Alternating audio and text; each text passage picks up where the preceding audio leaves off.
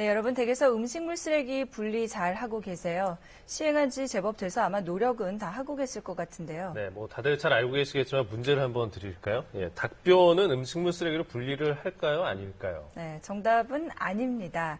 그러면 달걀 껍데기나 양파 껍질은요? 네, 그거 역시 이제 아니다가 정답인데 그렇죠. 분리수거를 한다고 하는데도 잘못하고 있다면 이거 좀 곤란하잖아요. 네. 오늘 다시 꼼꼼히 챙겨봐 주시기 바랍니다. 네, 살림꾼 모은희 기자가 오늘도 준비를 해주셨습니다. 줄이고 게다가 재활용하는 법까지 알려주신다고 하니까 더 기대가 큰데요. 네, 음식물 쓰레기랑 일반 쓰레기 분류를 잘 해주셨는데요. 그 기준은 동물이 먹을 수 있느냐 없느냐 하는 겁니다. 네. 호두나 밤, 조개 껍데기처럼 딱딱한 것은 안 되고요.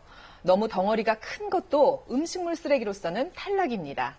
이런 것들은 사료로 쓰기 위해서 재처리할 때 분쇄가 되지 않거든요. 쓰레기를 잘 골라내는 것은 기본이고 아예 쓰레기가 나오지 않도록 식재료를 잘 활용하는 방법도 현명한 주부라면 눈여겨봐야겠지요. 그 요령 소개합니다. 여름철 주부들의 고민, 바로 음식물 쓰레기죠. 더운 날씨에는 20분만 지나도 세균수가 2배로 늘어나기 때문에 주의해야 합니다. 하루만 놔둬도 냄새가 아주 그냥 코가 썩게 나고. 음식물 쓰레기 날파리가 많이 생겨서 짜증이 납니다. 그 주변을 어떻게 해야 됩니까?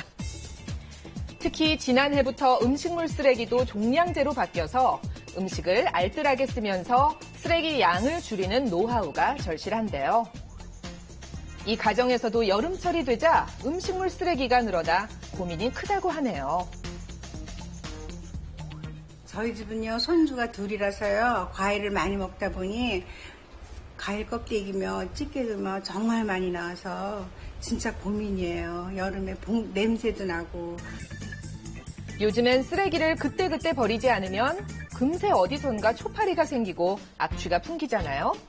그래서 오늘 살림 고수를 모시고 고민을 해결해 보겠습니다. 방문하자마자 싱크대로 향하네요.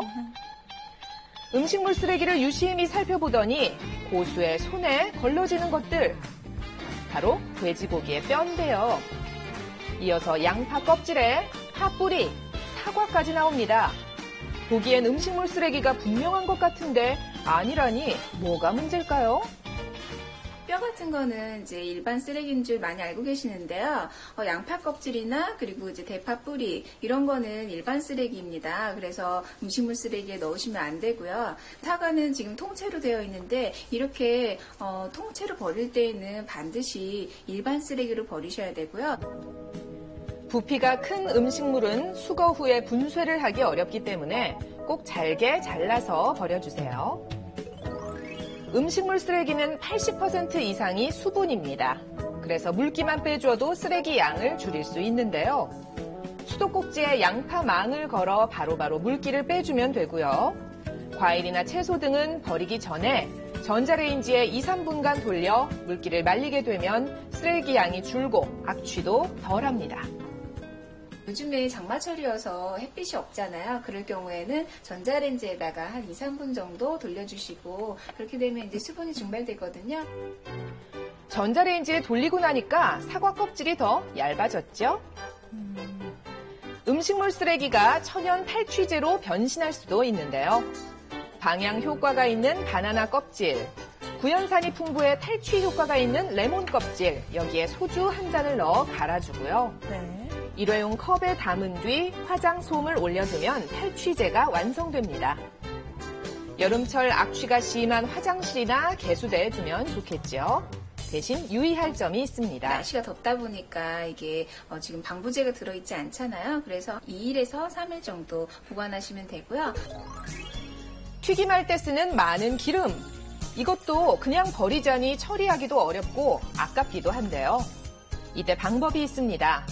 먼저 채로 불순물을 거르고요. 양파 자투리를 잘라서 기름에 넣으면 은은하게 양파 향이 나는 기름으로 재탄생합니다. 한두 번 정도 더 튀김으로 사용할 수 있습니다. 이 양파를 이렇게 넣어서 보관하시면 기름이 산패되는 것도 방지가 되고요. 네. 그리고 이제 돈가스 같은 거 튀겼을 때 그 냄새, 그래서 양파 넣으시면 그런 잡내까지 다 잡아주는 역할을 합니다. 남는 기름으로는 청소도 할 수 있는데요. 기름때는 물보다 기름으로 지워야 훨씬 효과적이라는 사실 알고 계셨나요? 살짝 닦기만 해도 반짝반짝 깨끗해졌습니다. 세제를 쓸 필요도 없고 일석이조죠. 버려지는 자투리 식재료, 요리에 제대로 활용하는 법은 없을까요? 식품 재료 손질하시다 보면 버리는 부분들이 나오는데요. 오늘 이런 부분들을 이용해서 음식을 맛있게 하는 방법 알려드리겠습니다. 음식 재료로 쓰려면 세척부터 꼼꼼히 해야겠죠. 베이킹 소다와 식초를 넣은 물에 5분간 담근 뒤 흐르는 물에 꼼꼼하게 씻고요. 음식에는 보통 들어가지 않는 양파 껍질, 브로콜리 줄기, 팥뿌리 등을 푹 삶아냅니다. 이런 거 가지고 육수를 만드시면 음식에 맛있는 밑국물로 활용할 수 있습니다. 국물 요리에 적합한 채소 육수 완성!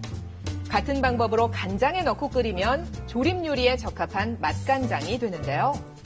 일반 간장보다 훨씬 풍부한 맛이 난다고 하네요. 시원한 맛에 자꾸 손이 가지만 음식물 쓰레기가 제일 많이 나오는 과일, 바로 수박인데요. 활용법 알려드릴게요. 수박 껍질을 자르고요. 그 위에 생선을 올려서 오븐에 구워주는데요.